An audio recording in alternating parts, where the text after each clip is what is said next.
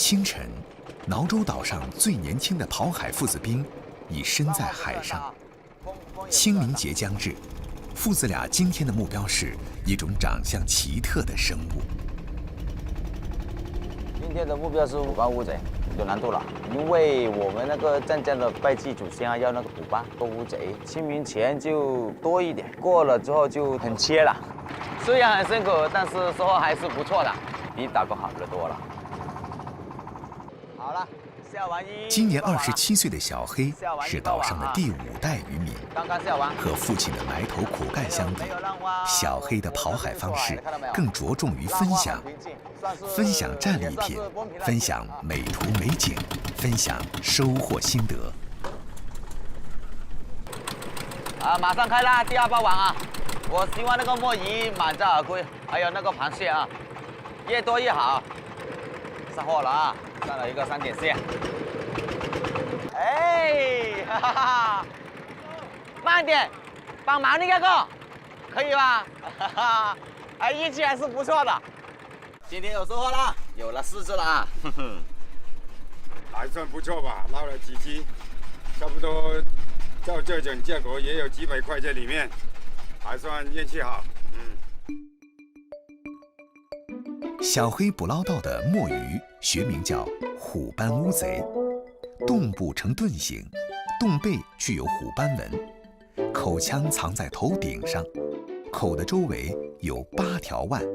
还有2条长长的触腕。大的虎斑乌贼有将近10斤，遇到敌人时会喷射墨汁，趁浑浊污水而伺机逃离。在湛江，墨鱼是清明祭拜的必需品，用原汁墨鱼祭拜祖先，祖先会保佑子孙后代肚装墨水，学业有成。墨鱼下锅前，最考验厨师的刀工，小心翼翼是防止墨囊破裂，把墨囊完整取出，清除内脏，撕去表皮，去掉背骨，准备下锅。在老广的食谱里，墨鱼的吃法五花八门。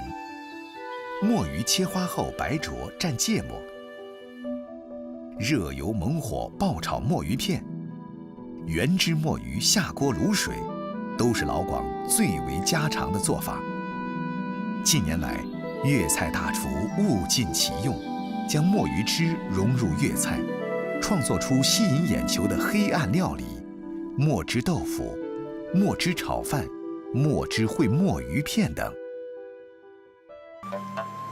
今天的收获很不错，采集的新鲜海产，挑拣是非常重要的一环。像这种烂的就一定要把它挑出来的，这么大个你要打烂掉就可惜了。这个烂的发到市场上就会臭了，如果顾客买回去跟好的一起煮，就整一锅都会臭了。这个就亮了，这种是价格最高的，颜色又黄，肉质又比较饱满，主要就是这种比较少。新鲜的将军帽做法简单，将军帽底部朝上放在盘子里，用腌制好的蒜蓉铺满，隔水蒸3至4分钟。当肉与壳刚刚分离，也是口感最佳之时。此时的将军帽肉质富有弹性，浓浓的蒜味儿掩盖不住将军帽的鲜甜。狗爪螺的做法更直接，把狗爪螺放入冷水中，3、5片姜用以去腥。水开之后，再煮2分半钟，狗爪螺即可起锅。狗爪螺铠甲状的外皮往往让人难以下口，叶志成却能轻松应对。我们吃狗爪螺最好是拿起来从这个地方咬进去，把里面的汁先吸了，里面的汁是最鲜美的，然后再吃它这个肉。一天的辛苦让叶志成消除疲劳的方式，莫过于一家人其乐融融地享受劳动的果实。孩子们的赞美是他最幸福的时刻。海洋秘境中的狗爪螺和将军帽，柔韧鲜美的鱿鱼，便宜又实惠，往往是家庭聚餐海鲜类的首选。鱿鱼去其内脏，切花刀，斩小块，蒜姜拍碎，用油爆香，下鱿鱼，爆炒2分钟起锅。一道鲜香的爆炒鱿鱼立刻成为餐桌主角。鱿鱼鲜美，但它从海洋到餐桌的过程，不是艰辛2字就能概括的。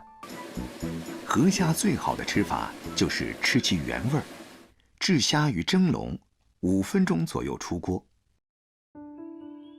西江河虾个头比普通河虾稍大，味道混合了鲜与甜。粗好点儿，可壳与肉一起嚼，也可细细的剥壳踹食其肉。河虾常见，河鲜中的一种大块头动物却越来越少。中秋过后的太阳悄悄地变得柔和，转眼已是凉风习习。此时的羚羊峡青山绿水，山明水秀。杨文宇和往常一样在江边收虾，不经意间就发现了宝贝。哇！哎，我就犀利咯！哦，喂，咁大隻個河蚌，第一次見。現在細個河嘅河蚌越來越少啦，能夠整到咁個，得等於寶噶啦，係啦。河蚌生活在淡水湖泊、河流等水底的泥沙质或者石砾中，靠鳃滤食水中的微小食物颗粒成活。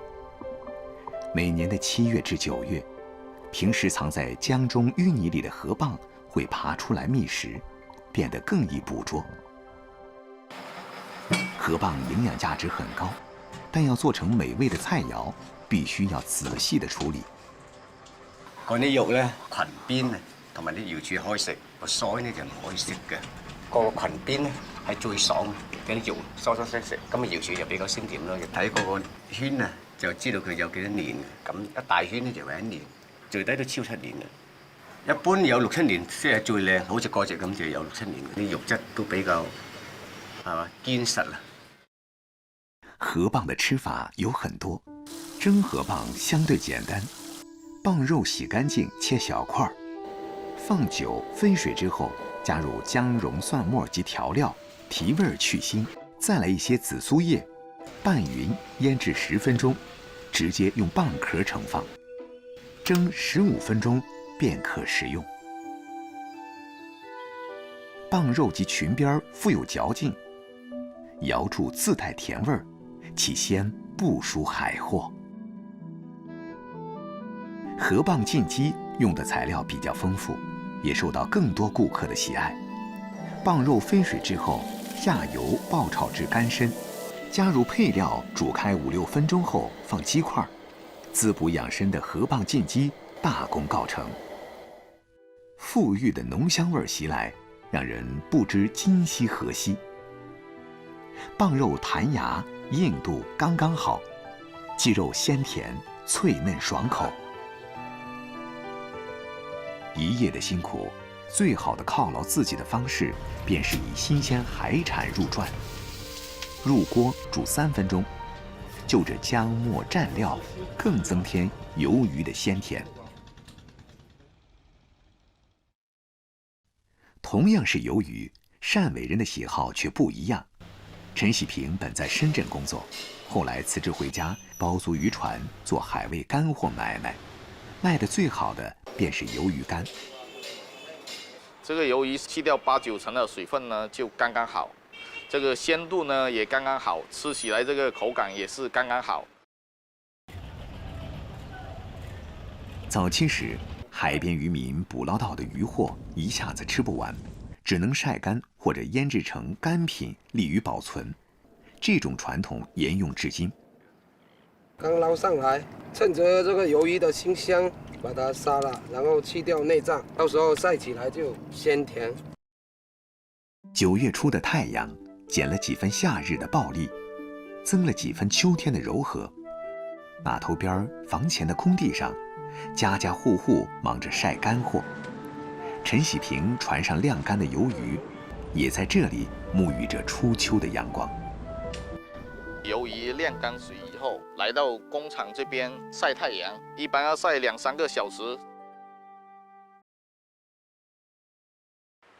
这个鱿鱼啊，外面晒到50%的时候就要拿进来了，因为觉得外面暴晒的话温度太高，会把它晒焦，它的水分就出不来，转移到这个室内，加点温度，让它自然的风干。按照这种方法处理的鱿鱼，除去了大量的水分，使得其本身的氨基酸和蛋白质得到更大程度的保留，从而也更加鲜美。晒好的鱿鱼干成为亲朋知己小聚淡茶时的绝配。一个小碟倒入酒精，开始烤制鱿鱼。机上火焰旺盛，杯中茶水清香，三五好友热络，边喝茶边撕鱿鱼干咀嚼，各种滋味令人难忘。陈喜平回家准备晚饭，少不了用自家店里的鱿鱼干。鱿鱼干泡发后切小块入油锅煸炒，藕片炒热后再加水焖煮至水干，倒入鱿鱼炒匀，焖煮2分钟。鱿鱼既鲜又有点糯的口感，和藕片的爽脆刚好相反，但又配合得恰到好处。老广的餐桌离不开一担汤，爆香鱿鱼干倒入清水煮开，放入豆腐和瘦肉，鸡蛋锅内拌匀，再加入珍珠菜，一道鲜美的家常滚汤大功告成。不同的肉类一起煮，可以令其中的鲜味物质很好的融合，从而让味道更显鲜美。这道汤虽然简单，但是色香味俱全。鱿鱼这种普通的海洋食材，善为人让其滋味变得越发精细，